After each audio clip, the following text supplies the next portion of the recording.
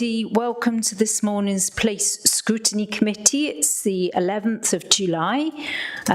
First item of business is to elect the chair. So please could I have nominations for chair? Councillor Dimmock. Thank you, Hazel. Please can I nominate Councillor Jane Lucas? Is there a seconder? Councillor Brown? Yes, could I second Councillor Jane Lucas, please? Are there any other nominations for chair? No? Okay, great. So Councillor Lucas will join me up on the top table, and then we will move on to the next item of business, which will be to appoint a vice chair for this year. If you just give us a couple of seconds, thank you.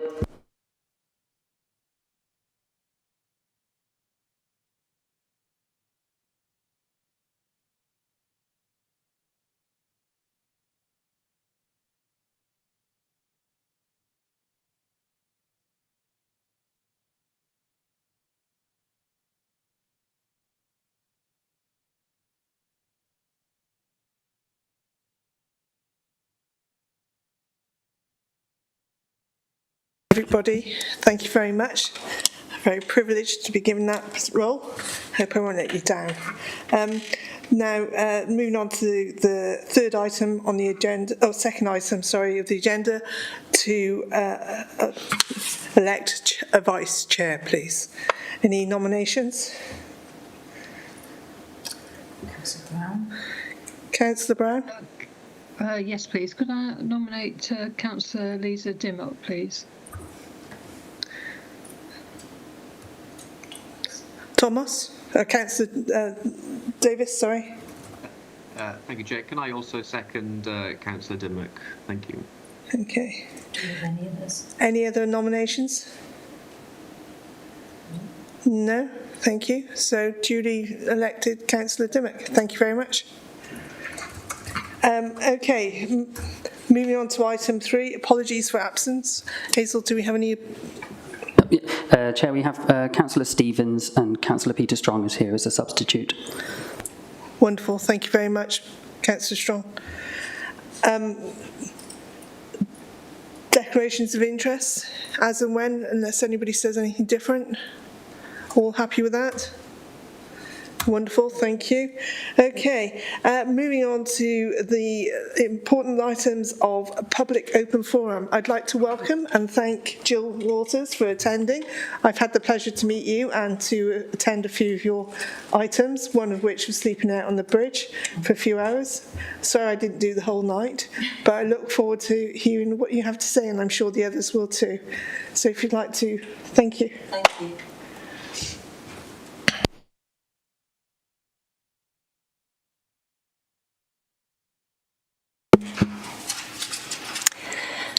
Yes, the 24 hours on the bridge was good practice for the presiding officer role last week. Kept me awake. Right, good morning everybody, and thank you for giving me the opportunity to address you today about the 3 petitions that we've got before you. My name is Jill Waters, and I was the project leader on There's No Place Like Home 24-hour sleep out event, which took place on the 29th of February and the 1st of March this year on Mono Bridge. It was very well supported, included by the High Sheriff and the, I forgot his name now, but Robert, anyway, the Lord Lieutenant of Gwent, sorry, and fantastic sixth formers from Mono Comprehensive School. I must suggest they were superb. The objective of the event was to raise awareness for hidden homelessness, poverty and loneliness in the Monmouth region, and included opportunities for local people to sign the 3 petitions you are scrutinising here today.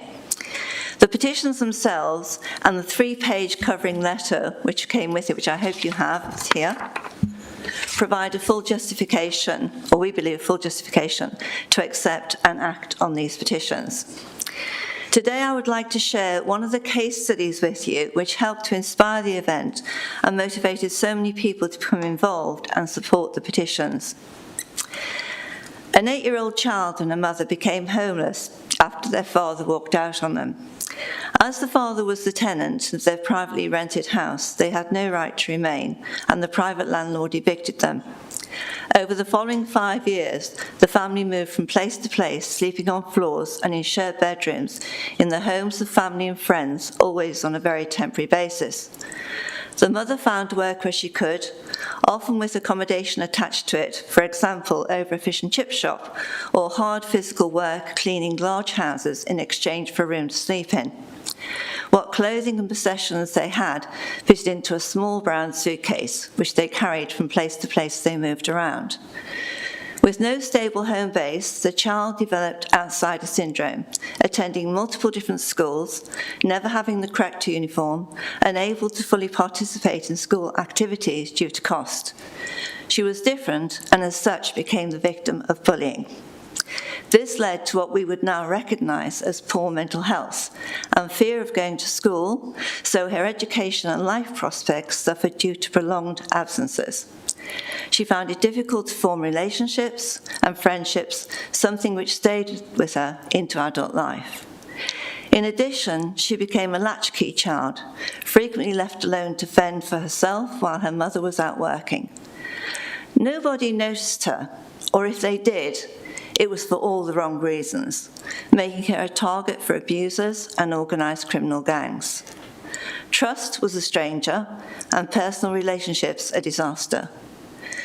But this was 60 years ago. Why is it still happening today? No child should have to go through this experience. Every child deserves to have a home in the context of our definition of home on the handouts provided. And every adult struggling simply to get through a day due to homelessness, poverty, or loneliness needs to rediscover hope. Hold on, pain ends, and be treated with respect and dignity rather than feeling ashamed and worthless. Our petitions, we believe, offer hope and support, the first step on the road to recovery for adults and children who feel forgotten. Today, I am asking you, on behalf of the Churches in Monmouth Housing Group and the wider people of Monmouth who signed the petitions, to accept our petitions and work with us to restore hope to those members of our community who feel disenfranchised and invisible, so that they may one day stand confidently before you and make their own case, as the child in the case study above is doing for them today. Thank you for listening.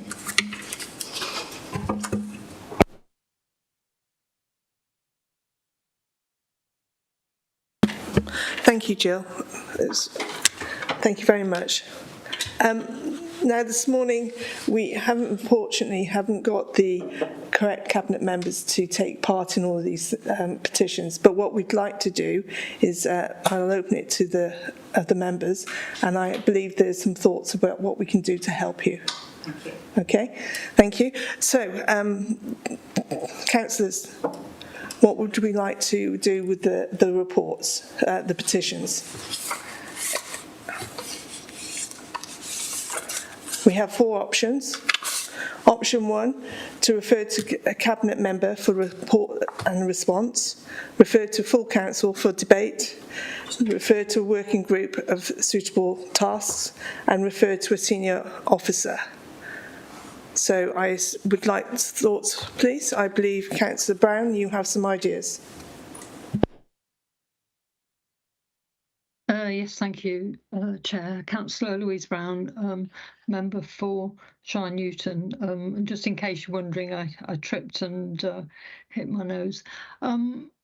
Basically, what I think is that the best option, particularly for the petition 1 on the Restore Night Shelter in Monmouth, would be better to be referred to the full council, so we can have a debate on it.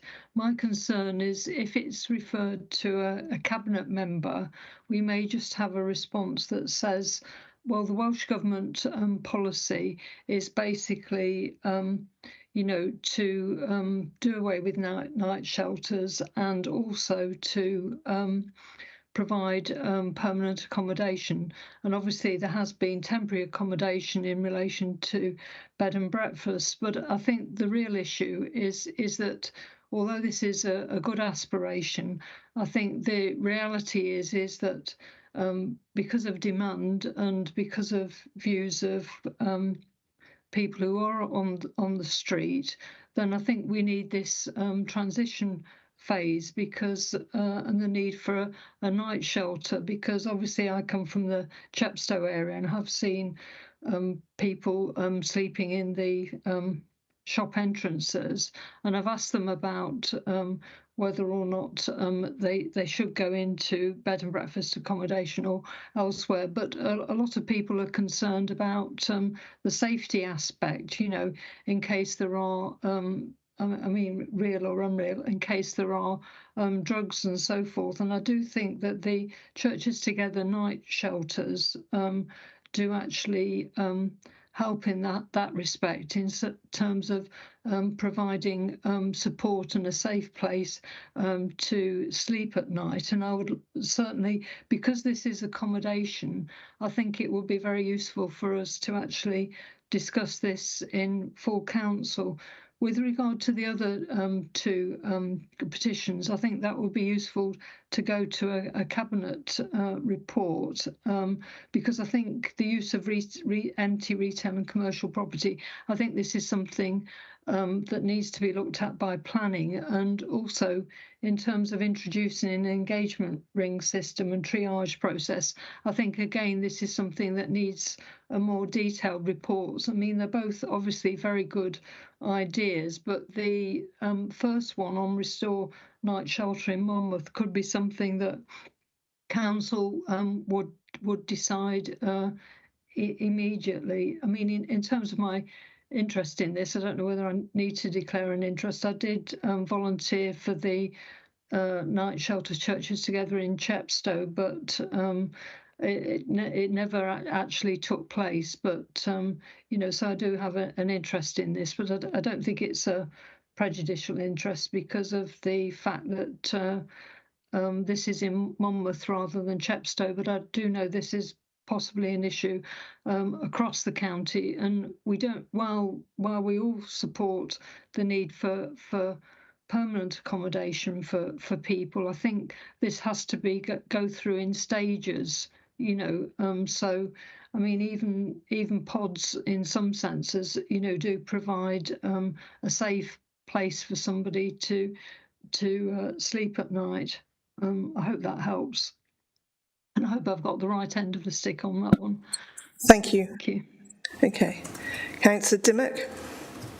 Thank you, and I support Councillor Brown's recommendations, and I would just like to thank Jill for attending today with these three petitions. I think it's vitally important that we do all we can to support those who find themselves homeless and in need.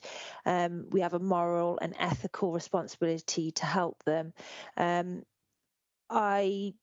I agree with the cabinet reports for the empty properties. I would like to see that to come back to place, if I'm honest. And I think maybe the engagement ring maybe to go to people as well. So yes, thank you. Thank you, Councillor Dimmock. Councillor Thomas. Yeah, thank you, Chair. And thanks for the input today. You know, a very moving story, although, you know, some time ago, but unfortunately it's still going on. And I must say, I'm appalled in a sense that, you know, we are still in this position, you know, nationally across the UK, not just in Wales, that people are sleeping, having to sleep rough, and sometimes with children being made homeless. But, you know, what I would say is, yes, I think this is such an important issue. I don't think it can just go to a senior officer for a report or whatever. I think it either has to go to cabinet member and then a full report. But in reality, it probably has to go to full council because it is such an important issue. You know, the one thing I would say is I know that I'm a councillor in Abergavenny for Park in Abergavenny. Gateway Church had a night shelter at one time, which I personally I wasn't really involved with, but I do know that there were major issues in terms of supervision and sometimes incidents happening. So I think having a night shelter is quite a big commitment. So really, in reality, I would support Councillor Brown's suggestions, and it is an incredibly important issue, and I'm grateful it's been brought to place today. Diolch yn fawr, thank you. Thank you very much, Councillor Thomas. Anybody else got any thoughts you wish to add to any of this? Councillor Strong.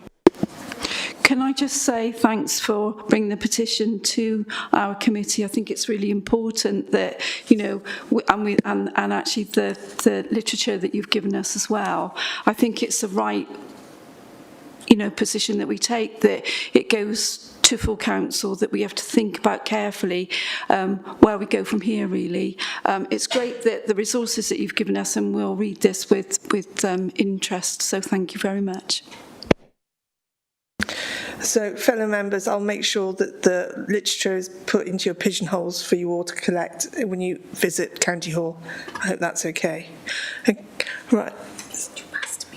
So I'll just pass it on now to Hazel. Thank you very much. So we've dealt with the petitions together with the public open forum, because obviously there's a natural flow between the submission from Jill and the petition straight after, which is on the agenda. So I think you've agreed your courses of action there, and Robert and I will take that forward. We'll let the officers and the cabinet member know. Jill is very welcome to stay if she'd like to, or she's happy to go. That's up to her. She's got some handouts that she'd like to give out, and we'll take copies and put them in members' pigeonholes. So we won't need to discuss the petitions further on the agenda now, but in the pre-meeting we did mention to you that we've had a separate submission from a lady called Justine Johnson, and this is about a completely different matter, and it's a public open forum submission, and she's asked that I read that to you. It's a letter, so please bear with me, and then you'll have a similar sort of range of actions that you can take. You might want to ask the cabinet member to prepare a formal response, or you might want to look into this in more detail and invite a cabinet member to your meeting and discuss it. You have different options available to you, but this is a submission from Justine Johnson, so I'm going to read it as it's written from Justine. Okay, so it's titled "Request by Residents to Stop Access to Goldwire Lane Being Restricted Between Abbeyfield House and the Green Dragon." So, following Catherine Maybe's speech on the subject at Monmouthshire County Council meeting on 18th of April 2024, we are concerned that she stated she intended to look at restricting access to the part of Goldwire Lane between Abbeyfield House and the Green Dragon pub for vehicle access for anyone other than those residents on that part of the lane, their deliveries and the emergency services and pedestrians. Consequently, we conducted a survey. We have 105 people who have indicated on our form that they do not want the area between Abbeyfield and the Green Dragon pub restricted in any way, and only 2 who thought it was a good idea. We feel that it is unacceptable to base the decision to move this consultation forward solely on the views of the people who live on a small part of the lane. We are a much bigger community that include, amongst others, the rest of Goldwire Lane, Wildron Close, Clywedd Ddw, Capers Place, Somerset Road and Beach Close. We are all the affected properties. We feel that we need to maintain another way out other than down Somerset Road and out onto the Wanstow Road. The entrance by the Albion is one way. The Wanstow Road has changed recently back to a junction, giving priority to Derry Bridge, Rockfield Road. The mini roundabout that was put in place to ease the traffic 24 years ago has been taken out and replaced with a junction again. Previously, it used to get very congested, and we're all concerned that if we cannot get out of here for whatever reason, our exit will be impeded, where it was not before. Currently, we can use Goldwire Lane, and this in turn reduces traffic on the Wannistow Road, but this could all change if the restriction is put in place. Catherine Maybe, who was concerned for pedestrian safety, may not have been aware at the time that residents can use the alternative pathway that runs by Capers Place and alongside the Riverside Hotel. We also feel that slight alteration to make for a better pavement on this part of Goldwire Lane would also help. A car could still pass at the end, even if the pavement was widened a fraction. The existing pavement is not even and slopes, so making these small changes, in our view, would make a big difference for walkers. I am concerned that the active travel further recommendation has been pushed forward without our community knowing much about it and without due consideration. Indeed, these consultations were not truly representative of the general populace, having only been responded to by 133 in one consultation and 71 in the other. When you consider Monmouth has a population of approximately 11,000, this cannot be considered to give an accurate picture. Many of us have to commute to work out of town and cannot walk, cycle to get there.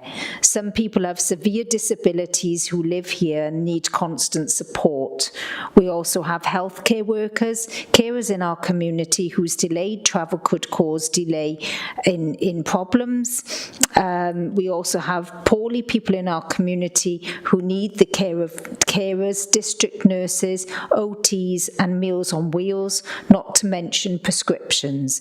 It is unlikely that these people would be able to cycle, knowing the workload of some of these professions and businesses and the loads they have to carry. So please receive this as our group request to stop any further action being taken to restrict access of any kind. We do not condone bad driving, but that can happen anywhere, not just Goldwire Lane, and we do not see why we should have our access denied. Indeed, we want it maintained. To my knowledge, there has not been any incidences with cars where anyone has been injured. In the main, people drive with care and due regard for pedestrians on the lane. We hope that you will respect the view and concerns of those who live here. We believe money we pay in council tax would be better spent elsewhere, and we do not want to see our lane restricted in any way. Thank you for your kind attention in this matter. Yours sincerely, Justine Johnson, on behalf of the 107 participants who filled in the petition. This is being treated as a letter today rather than a petition because we haven't got the signatories that filled in the petition, but Miss Johnson, she confirms that she conducted this petition and these represent the views of those individuals. So members, I'll pass back to the chair, but you have the same options to deal with the public open forum suggestion as we've talked about previously. Thank you, Hazel. Has anybody got any thoughts they'd like to say with this in regards, and where would we like to ask it to be reported to? Councillor Brown? Yeah, I'm not quite clear, obviously, what stage this has reached and whether there has been access has already been restricted or it's being proposed to be restricted. And I think we probably need a report from Highways and a response on that. I mean, on the whole, I would be in favour of allowing access because obviously, presumably they are public highways and, you know, I think it's important that there is free use of public highways. So I think possibly, I don't know what other members think, but I would have thought a report from Cabinet with a response from Highways would be helpful in this particular instance. But I'll wait and see what other members feel about it, because that's just my initial thoughts. And it would be helpful if we knew what Highways said on this, and what stage we're actually at, because we just haven't got that. With it not being my local area, I just haven't got that background information to know what's gone on. Thank you. Okay, I can probably add a little to that. In the last full council, I had asked a question about it. So I believe, I won't stand completely on it, but I believe it's a temporary trial, or a trial for the next 6 months, which I would imagine at least 3 of which have gone through. Again, it will need to be checked, but I agree with you in taking it back to Cabinet and then to Highways. But has anybody else got any thoughts, please? Councillor Bryn? Yeah, I too would like to see some kind of safety audit on this junction, to see how safe it is. In fact, I have a bit of a conflict of interest. I have actually been hit by a vehicle trying to cross this very narrow pavement alleyway. But obviously that's just anecdotal evidence. I'd like to see an audit from Highways to see on the safety aspect of this junction, with conflict with motorised scooters and pedestrians using such a narrow lane. Thank you. Okay, so we have 4 options. Sorry, has anybody else got anything to say? Okay. It's difficult for us without a map and a detailed knowledge of the area. I mean, I've got a kind of woolly, because I used to sort of think about where it is, but it's really good that the residents have brought this to our attention. But I think we need to have some more information, basically. So yeah,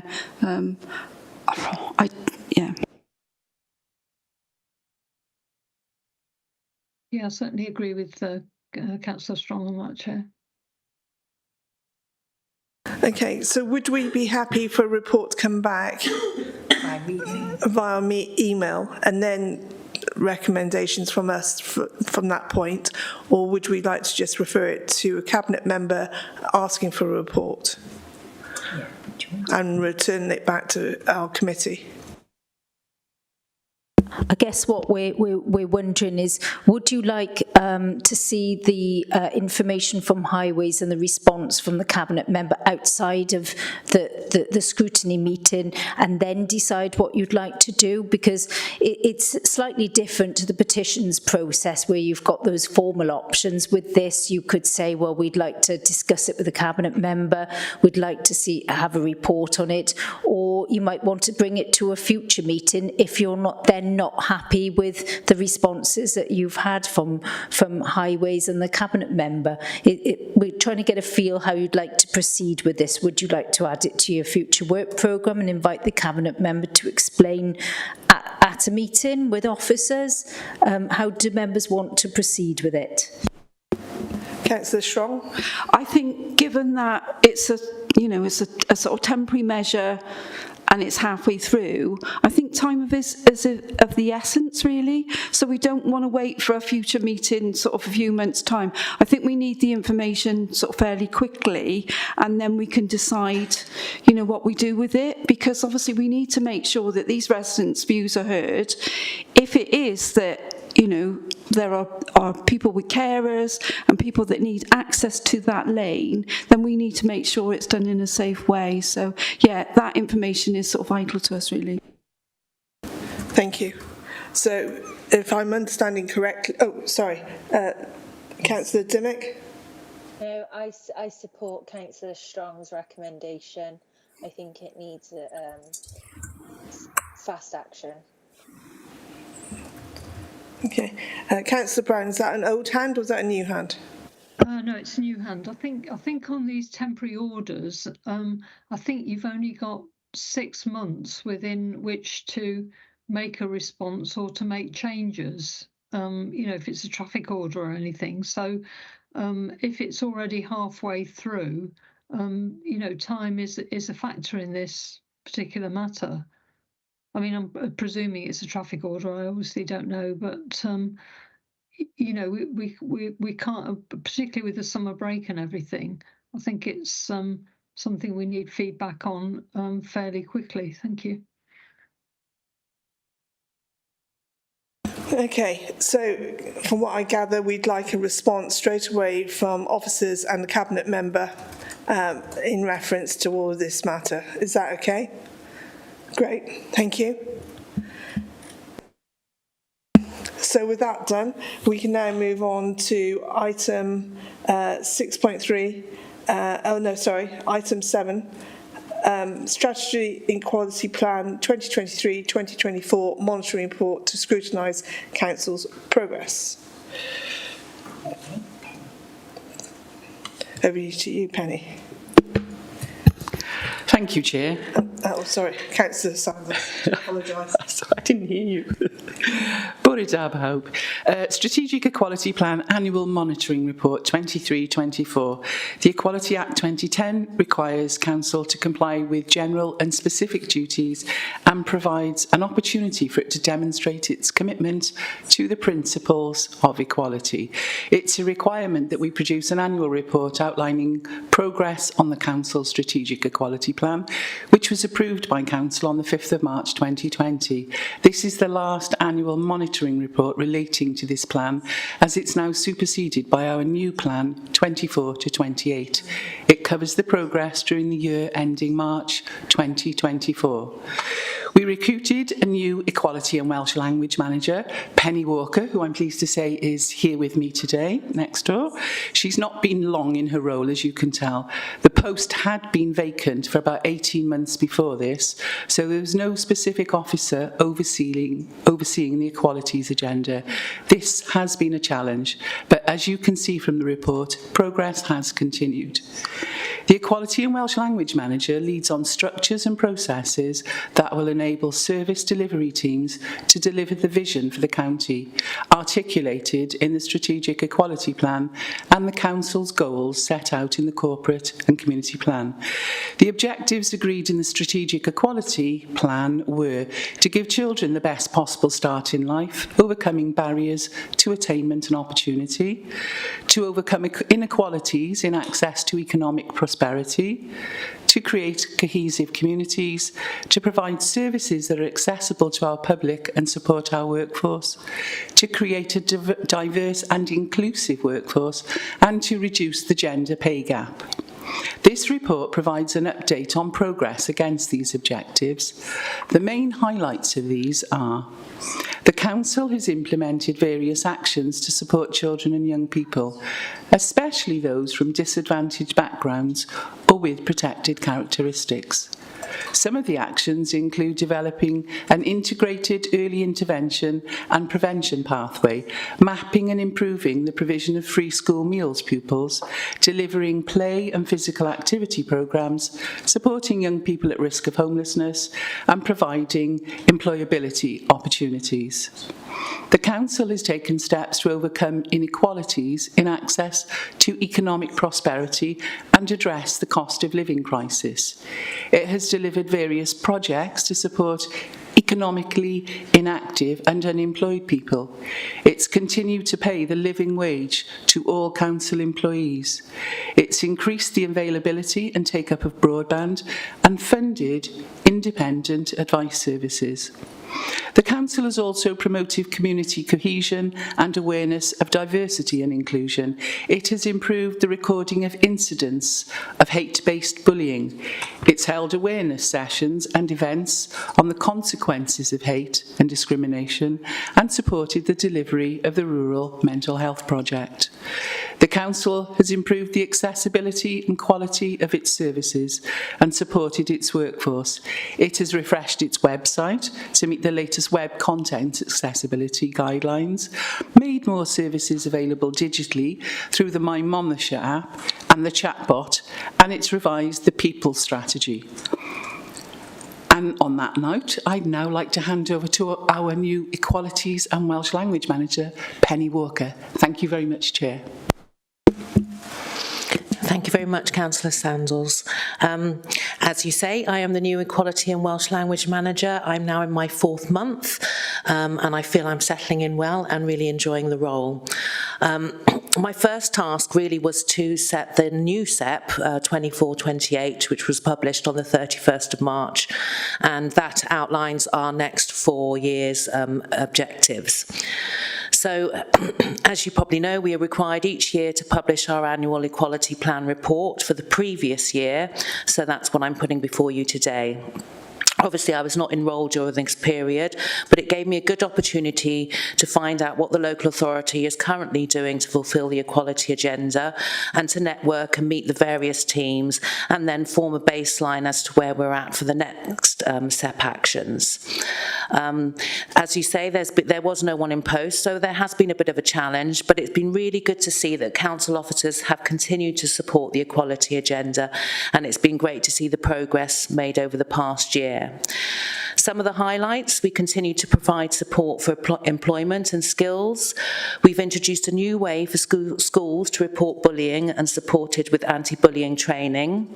There's a new toolkit for identifying young people at risk of homelessness, and the existing Tackling Poverty and Inequality Action Plan is being refocused to align with the community and corporate plan. We've introduced a guaranteed interview scheme for Monmouthshire care leavers and disabled people, and the community development team has been redesigned and is now operating geographically across the county, focusing on prevention and intervention. Also, as Councillor Sandals said, we have the new web content accessibility guidelines introduced around the UK, and there's been significant progress to improve the accessibility of the council's website. Looking to the future, we already have the Disability Confidence Level 1, and recently we obtained Level 2 employer status in May. I'm really pleased about this, and this is accompanied by a 3-year action plan. This will inform how we focus more in encouraging disabled people to apply for jobs and ensure the workplace is suitable for them, as well as encourage other organisations and businesses in Monmouthshire to join the accreditation. We're looking at utilising the council's new training platform Thinky to make equality training more equally accessible to all staff, and it will also allow us to monitor more effectively when staff are completing mandatory equality training. I'll be taking part in the corporate inductions to raise awareness of the equality agenda, which is a good way to introduce staff from early on in their careers with the council.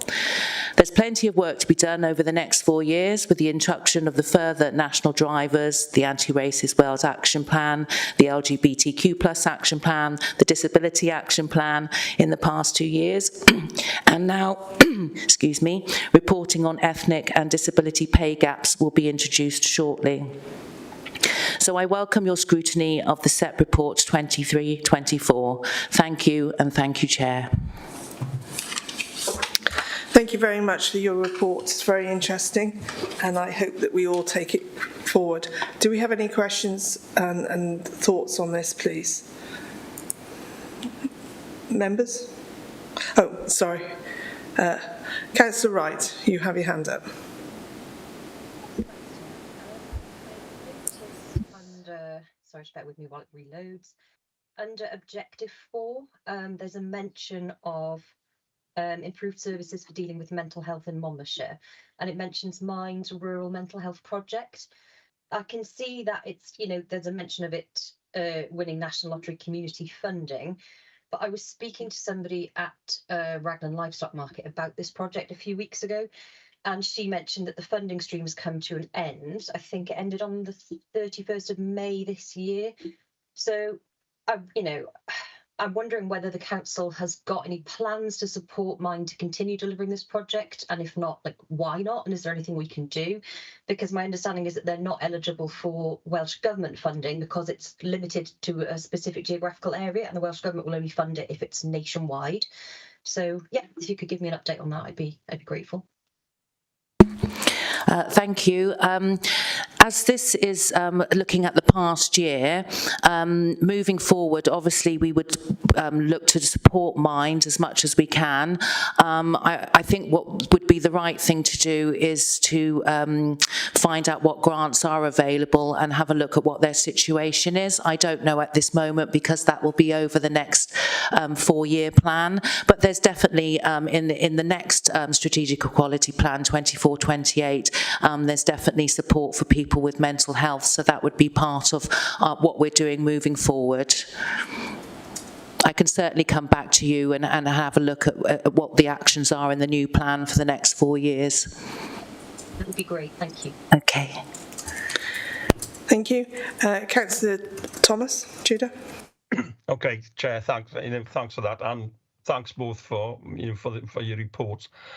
I got to be honest, I'm a little bit disappointed in the sense that there was no mention made this morning about Welsh language, and I do feel that Welsh speakers who live in the authority, and I'm one of them, that we continue to lose out in terms of being able to converse in their mother tongue. If I rang this morning Monmouthshire and wanted to deal with something through the medium of Welsh, I very much doubt that there would be probably anybody who could very quickly deal with that, and I think that is a weakness.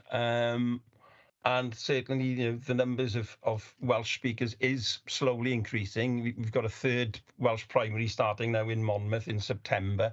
And there are people like myself who've moved in from more indigenous, naturally speaking Welsh areas. But I just still feel we're lagging behind other local authorities in terms of Welsh being used. As far, correct me if I'm wrong, there is no one at a senior level who can operate in Welsh. There's, at officer level, there's no one in the cabinet. And at the start, you said that you were responsible for Welsh, and I just wonder, can you operate in that language or not? Because I think there is a weakness. And I say no mention of Welsh. We live within Offa's-Dyke. We are in Wales, and I appreciate it. It's not an easy task in a quite an anglicised area like Monmouthshire, but I do feel, and I want to raise it as an issue, that we begin to move a little bit more towards having the capability of being able to, if I rang up or if I wrote, yes, I'd probably get the letter back in a few days translated, but there's no one in-house, I find, other than the Welsh language officer near, who can deal with those issues. So I just raise that as a point this morning. Yeah, thanks. Thank you, Councillor Thomas. Yeah, there is a mention of the Welsh language in on page 32 under the objective 5. It does have its own separate report, which is actually going to council this afternoon. The Welsh Government do prefer that we keep the Welsh language separate from the equalities agenda, so it has its own special reporting system against the 176 standards. I can say that yes, we do have Nia, who obviously speaks Welsh. I don't. I'm doing an intensive course next week, and I certainly support the Welsh language. My father's Welsh, so I have an invested interest as well. Very much so, it's something that we are looking at and moving forward with. Obviously, there's been no manager in place, so now I've been in. We're looking to form an action plan. We're looking at a new contact centre system coming in soon, for which we are advertising Welsh as essential. We've just got a new contact centre person in who also speaks Welsh. So this is something we definitely are looking to improve, and moving forward, that's exactly what we will do. Thank you. Okay, yeah, thanks for that. Can I just come back with one very quick point, Chair? Of course. The one thing I would say, I must admit, I think, being a sort of a boring person, I actually read the performance information last night, and when you look at some of those figures, we are really way down. And I appreciate your commitment to learning the language, but if somebody is, say, rang up and wanted to deal with quite a complex issue, you've got very little staff who could actually deal with that. I came from an organisation where there were a number of senior people who could operate in both languages, and that made a huge difference. And I welcome people learning Welsh, and I very much encourage that. But if somebody rang up who was very confident in the language and wanted to speak, even after you've done the course in a few weeks, I think you would find it quite difficult, to actually deal with that. And that's not criticism, but I really think we need to look at better recruitment. It is improving, but I think we need to look at improvement of bringing in more people who are able to actually deal with an issue through the medium of Welsh. But thanks for your input and thanks for your response. Thank you very much. Thank you. Councillor Brown, but we have spotted Councillor Dimmock's hand. We're operating the raise hand function, so we'll come to you afterwards, Lisa, if that's all right. So Councillor Brown, please. Yes, thank you, Chair. I was pleased to hear in the introduction that more emphasis was being placed on the disabled in terms of work opportunities, and just wondered whether or not this included, flexible working, because obviously, depending on the disability, the person concerned might not find a full day possible, or may need to work part-time because of, say, exhaustion issues or whatever ailment they've got. The second point I'd like to make is just that on 3.1 of the report, it says irrespective of age, gender, race, sexual orientation, or any of the other characteristics that make us who we are. I'm just wondering whether I'd prefer to see in reports the use of the actual protected characteristics within the Equality Act. Obviously, that would say age, sex, gender reassignment, race, sexual orientation, and I think age, and it was all pregnancy, and it would also include socio-economic duty, which actually applies to one of the objectives in terms of overcome inequalities in access to economic prosperity mentioned in 3.2. I just wondered how many debt organisations in Monmouthshire that Monmouthshire County Council actually supported to overcome inequalities in access to economic prosperity and deal with child poverty. So I think the reason I'm mentioning this in relation to the 3.1 on key issues is I think it's important that we don't develop a hierarchy of protected characteristics and consider them all. I mean, for example, in Monmouthshire we have got an elderly population, and I think it's important that we also mention sex as separate from gender reassignment because of the fact that that's what's in the Equality Act. I mean, Richard Penn did an independent study of the Code of Conduct for councillors and did recommend, and it is supported by the Welsh Government, that the factors in the Code of Conduct for councillors should be amended to mention the actual Equality Act protected characteristics, and I'm hoping that this will go to Democratic Services and that they will support that because of the fact that one principal council has already made that change. Because I think it's important that sex discrimination isn't ignored. I know that the term gender is used, but I think this can cause confusion. So I think it is important that we use the correct terminology. And welcome to your post, and thank you for the work that you're doing for the disabled. Thank you very much, Councillor Brown. Firstly, to address the 9 protected characteristics and the socio-economic. This report, it goes back to 2020 when it was first produced. Remember, it's a report looking back over the past year. Certainly in the new SEP, we talk about sex. We use the 9 protected characteristics. We talk about socio-economic, the socio-economic basis, and that is something moving forward. This is not a plan that obviously I made, but it does go back to pre-COVID, and so that's why that language is in there.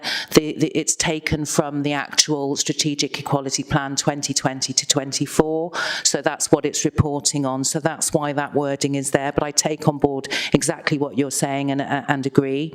In terms of the disability work opportunities, absolutely we'll be looking at reasonable adjustments, flexi working, how we can support people to employment, disabled people to employment as best we can. So I'll be definitely talking to HR and how we can look at interview processes, everything to make things easier for disabled people. In terms of the debt organisations, I don't know what we are doing, so I can certainly find that out moving forward, how we are helping people to access debt organisations, what we are doing on that side of things. I know we have a new poverty lead, so I'm certainly linking in with him, and we'll be looking at that moving forward in the next plan. Thank you. Thank you very much. Thank you. Sorry, Councillor Peter Strong, I'm sorry I missed you earlier. My apologies. Thanks very much, Chair. Just quickly to support the points made by Councillor Brown and to welcome the response to that. But I really want to talk about something a bit different. Although the plan deals mainly with the protected characteristics, as has been pointed out, we can go a bit beyond that. And as Armed Forces champion for the county, I've been arguing that really we should include our responsibilities under the Armed Forces Community Covenant within our equalities work. I first raised this back in 2022 when I was told that we would have to wait until we had an equalities officer in place. Well, welcome. So I really want to ask, can the position of members of the Armed Forces family, and particularly veterans, be included in our future equalities work, specifically to be included in the integrated impact assessments? Okay, thank you very much.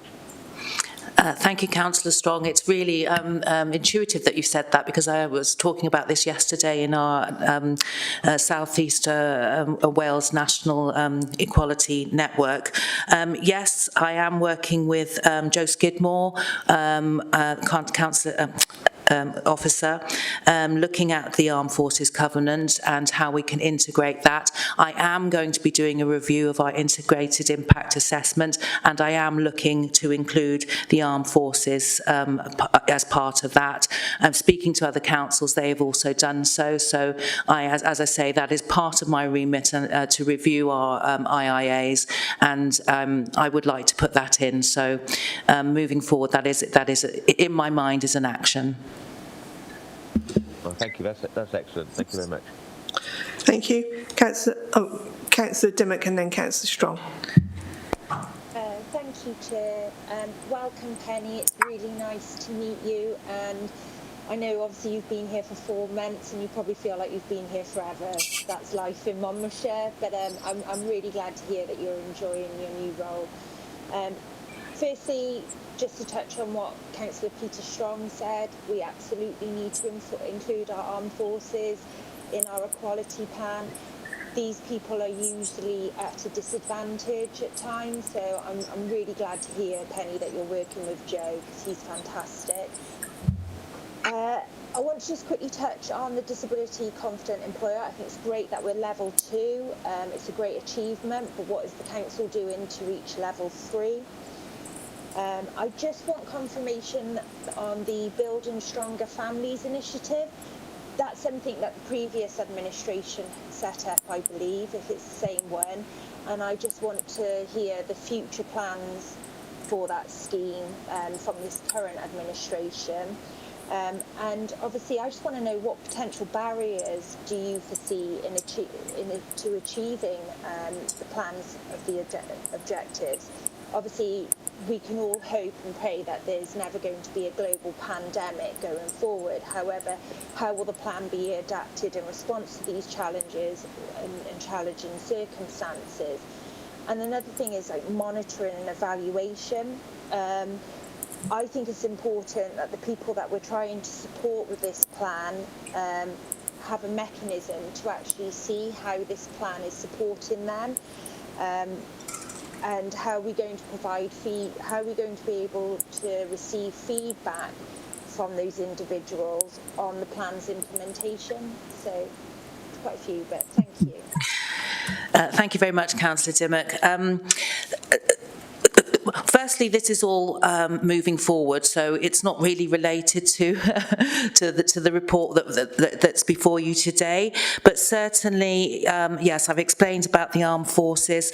The disability and confident employer, I was really pleased about, because we only got it in May, and it was the first thing I've done for the council, so I felt quite pleased about that. So looking at level 3, I would think would be a couple of years ahead. We still have an action plan to fulfil the level 2. That's how it works, and I would like to make sure, so that's all around employment for disabled people, and I'd like to make sure we've got that in place first. But certainly we are looking at level 3, moving forward. The building stronger families, I would have to find out about that from the relevant people for you. If you're happy for me to do so, I will do that and come back to you. The barriers to if you want to talk about the future SEP 24-28, the monitoring, the evaluation. I am the single equalities manager in Monmouthshire County Council. It is my role to hold the officers to account on the equalities agenda, and that's what I intend to do as much as I can.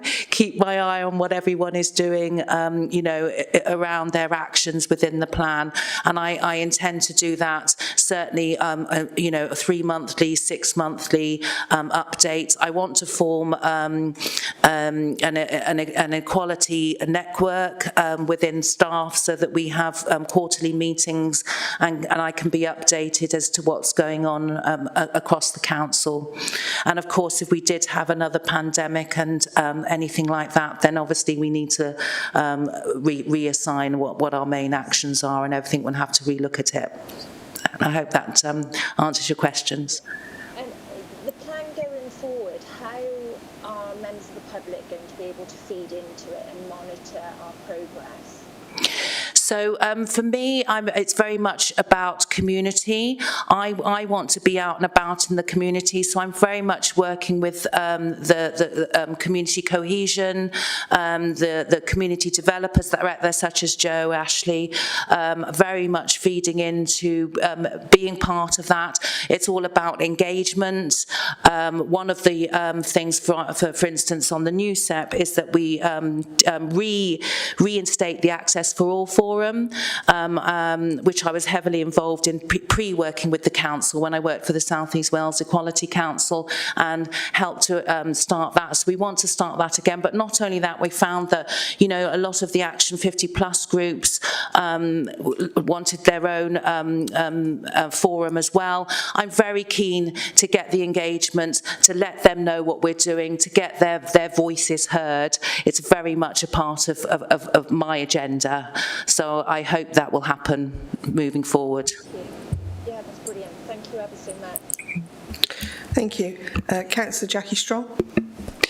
Thanks, Chair, and welcome, Penny. And it's been really quite exciting hearing your last statements. I just want to... The first sort of couple of paragraphs of this report really sort of sings to me, and one of the things is actually sort of foster good relations between people who share protected characteristics and those who do not.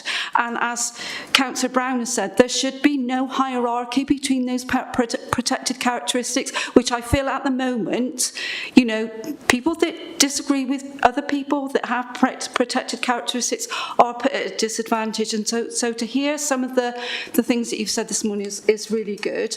As part of the corporate parenting panel, I also have a trouble saying that. We've discussed about how we support young people growing up, care experienced people, to get good jobs, to get good housing, and so actually this feeds into to the report as well. My background has been working with disabled people for a long, long time. So I worked quite closely with a supported employment team in Newport a long, long time ago. So anything that we can encourage people to get into work, because we know that work is good for people, as long as they're supported and they're, and they're good jobs. But in order to do that, we need to turn that on the head. We need to support carers as well. We need to give carers the support. We've sat on scrutiny and committees here where, we've had to cut back on services. People that have got, grown-up children with learning disabilities have had their support services cut back. And so it's very difficult for them to actually then say, I'm going to go out to work and I'm going to, have part of my life as well. So that's kind of a balance, really. And I'm also quite concerned that we have an ageing population. Quite a significant percentage of people that live in Monmouthshire are older, and yet there's a drive towards digital services, and we shouldn't be leaving people behind. There should be a way in for people to get information and to interact with the council that just doesn't depend on IT and digital services. Thank you. Thank you very much, Councillor Strong. I take on board what you're saying about disabled employment and supporting carers. It's a challenge, isn't it, at this time? With the lack of money that's available. But it's something that hopefully we can look at holistically as much as we can. In terms of the ageing population, digital services, we do have the one-stop shops, if people are able to get to them. I've done a lot of work in the past with older people in terms of going back to the Communities 2.0 agenda, and I can remember doing digital work with people over 70 and people coming in and really sort of, with an iPad, and they're going, I don't know what to do with this, my daughter gave it to me, and to be able to slowly talk them through how you turn it on, that you can't break it, that you can do this, and to set up an email. I know not everyone's capable, but I think it's getting over that barrier as well, how older people feel about technology. So it's a bit of both, but I take on board exactly what you say, and it's really important that everyone is able to access the services, and that's my point of view. Thank you. And we shouldn't forget people with sensory impairments that might need, Absolutely. Different IT packages or whatever. That's exactly what we've been looking at with the digital team. Looking at making sure our website is accessible. That's an on-piece going work that we're actually doing at the moment. Yeah. Thank you. Any members got any further comments they'd like to ask? Or all happy? Firstly, I'd just like to say thank you very much to Penny for presenting and writing the report. Thank you very much. Well done. I hope we're not as scary. Thank you, Chair. Thank you, and thank you to Cabinet Member Angela Sanders for attending. So just in rounding up on what's just been said on that item, so we've got protection of characteristics, a move to endeavour for disabled employment, building strategic families, stronger families, monitoring and feeding back what we've learnt and understanding from that, response to include former armed services, No hierarchy in returning to all of these things. Corporate parenting panel, supporting of carers, and of course digital services. Supporting of Mind, hopefully getting some more funding for Mind Monmouthshire to ensure that our residents are getting the best they can from that. And of course, last but not least, Welsh language to be able to communicate with MTC in the forum of Welsh language. Thank you very much. Right, so moving on to the next item, Council Cabinet and Work Planner.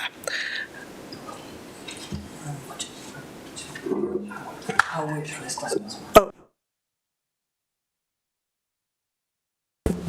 So we've got some routine business now that we usually have towards the close of the meeting, which is to look at our work programme. I think you'll find the previous chair that vacated the Scrutiny Committee has ensured that we have quite a detailed work programme, which will keep us going for some time. But and I don't propose to go through it in detail. You can see it. We're quite busy up through to sort of the autumn, but are there items that members would like to add and raise now for future inclusion? Thank you.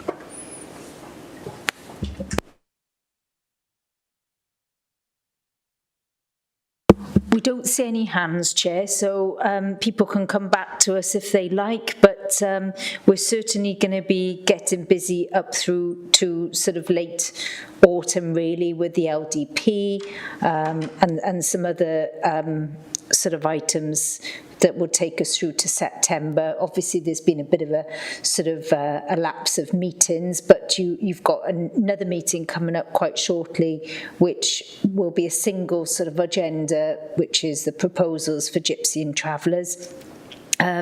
I think you might want to extend your invitation to other members if they'd like to attend that meeting as well.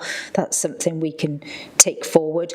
Please, members, can you note the time of that meeting? It is an unusual one. It's 4:30, and that's because it was the only time we could get the necessary people together. So that's the work programme, Chair. The Cabinet and Council Forward Planner, that is placed on every agenda so that members can see what decisions are being taken forward, and if any member wants to have sight of any of those reports, whether it's an individual cabinet member decision, they can speak to the officer and understand the decisions better, or they can suggest to you that something's brought forward to scrutiny. So that takes you, Chair, on to the last item, which is your date and time. I was just going to say, did you want to formalise the 2 p.m. rather than 10 a.m. point? You're going to discuss that now. So that leads us to one other thing to bring up, please. I was just wondering how everybody might feel if we moved the time slot in the future, not the ones immediately for obvious reasons, to start at 2 p.m. So that'd be a 1:30 pre-meet and a 2 p.m. start. I was just wondering how everybody might feel about that. That suits me, Chair, as a full-time working councillor. No objections.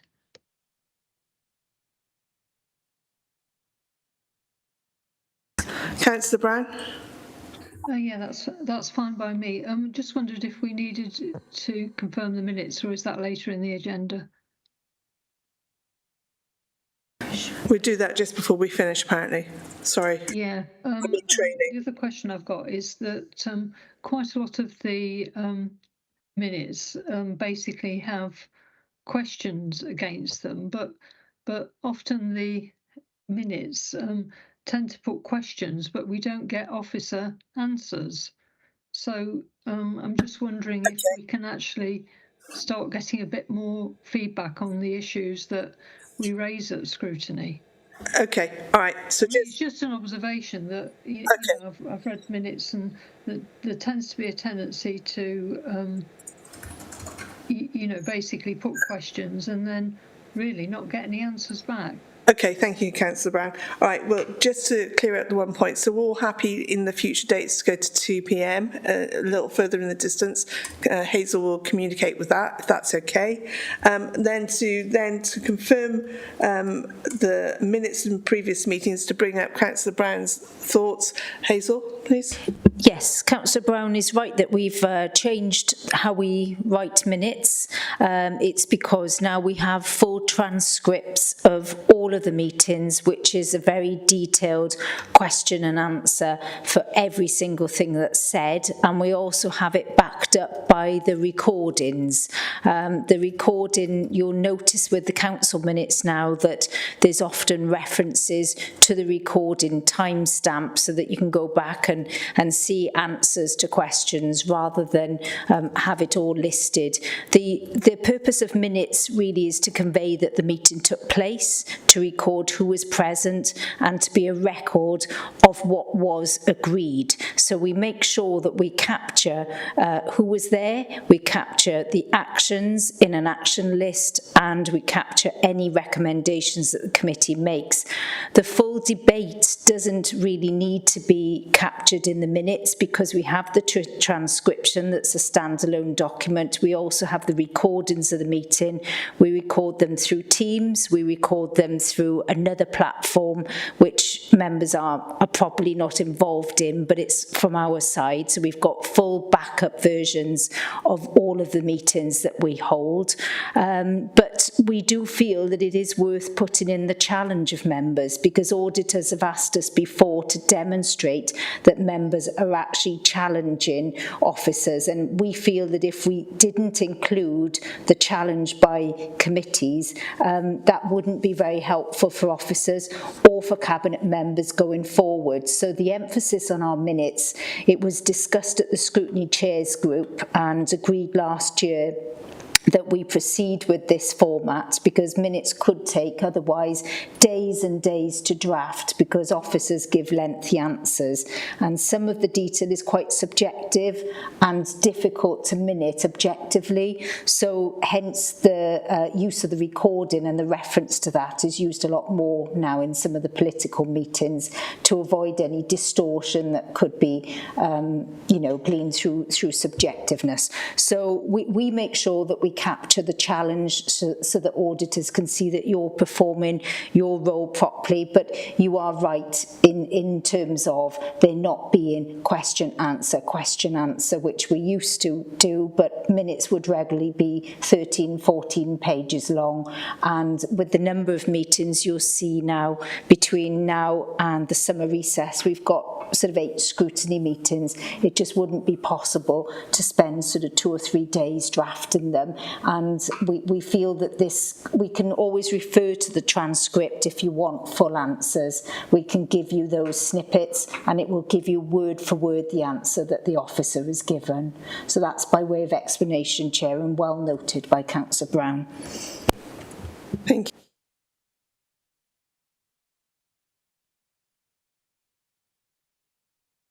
Okay, so can we, are we happy to move those minutes, please, of the last meeting?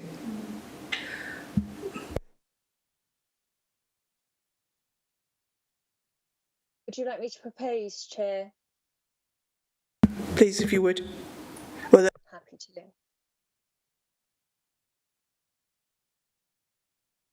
I think Tudor's second. So, all in favour? Yeah, thank you. Thank you very much, everybody. Okay. Thank you. So the next meeting is to be confirmed for the 24th of July. Please note the time change at 4:30, and of course, and pre-meeting at 4. And to make you aware that we will be inviting, and hopefully please do let your fellow members know to be welcome to this meeting, because it will be the Gypsy and Traveller. Okay, so it will be a very important meeting. So thank you very much, everybody. Thank you. Yeah, thanks. Well chaired. Thank you. Thank you. Bye-bye. Bye.